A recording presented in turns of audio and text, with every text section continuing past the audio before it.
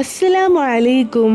ലഖദ് ജാഅക്കും ആയത്തുൽ കുർസി എന്ന ആയത്തുകൾ പോലെ വളരെ പ്രധാനപ്പെട്ട ആയത്തുകളാണ് സൂറത്തുൽ ഹശ്റിലെ ലൗ അൻസൽന എന്ന് തുടങ്ങുന്ന 4 ആയത്തുകൾ. വളരെ പ്രധാനപ്പെട്ട നമ്മുടെ മുത്തുനബി സല്ലല്ലാഹു അലൈഹി വസല്ലമ തങ്ങൾ പതിവാക്കാൻ നിർദ്ദേശിച്ചിട്ടുള്ള ആയത്തുകളാണ് ഇവ. വീഡിയോ തുടങ്ങുന്നതിന് മുമ്പ് ചാനൽ ആദ്യമായി കാണുന്നവരാണെങ്കിൽ ചാനൽ ഒന്ന് സബ്സ്ക്രൈബ് ചെയ്യാട്ടോ. തൊട്ടടുത്തുള്ള ബെല്ലൈക്കൺ കൂടെ എനാബിൾ ചെയ്യുക. സൂറത്തുൽ ഹശ്റിലെ അവസാനത്തെ ഈ 4 ആയത്തുകൾ പതിവാക്കിയാൽ നമുക്ക് ഒരുപാട് നേട്ടങ്ങൾ ലഭിക്കുന്നതാണ്. അവ ഏതൊക്കെയാണെന്ന് പറയാം. ഒന്നാമത്തെ നേട്ടമാണ് ഒരാൾ രാവിലെ ഈ 4 ആയത്തുകൾ ഓതിയാൽ 70,000 മലക്കുകൾ അയാൾക്ക് വേണ്ടി ദുആ ചെയ്യുന്നതാണ്. ഇനി വൈകിട്ടാണ് ഒരാൾ ഓതുന്നതെങ്കിൽ 70,000 മലക്കുകൾ രാവിലെ വരെ അയാൾക്ക് വേണ്ടി ദുആ ചെയ്യുന്നതാണ്. മലക്കുകളുടെ ദുആ ലഭിക്കുക എന്നത് ഒരു ചില്ലറ കാര്യമല്ലല്ലോ. അതുകൊണ്ട് തന്നെ എല്ലാവരും എല്ലാ ദിവസവും രാവിലെയും വൈകുന്നേരവും ഈ ആയത്തുകൾ ഓതാൻ ശ്രമിക്കുക. ഈ ആയത്തിന്റെ രണ്ടാമത്തെ ഒരു നേട്ടമാണ് ഈ ആയത്ത് ഓതിയ അന്ന് മരണപ്പെട്ടാൽ ഷഹീദിന്റെ കൂലി അയാൾക്ക് ലഭിക്കുന്നതാണ്. 3, ഈ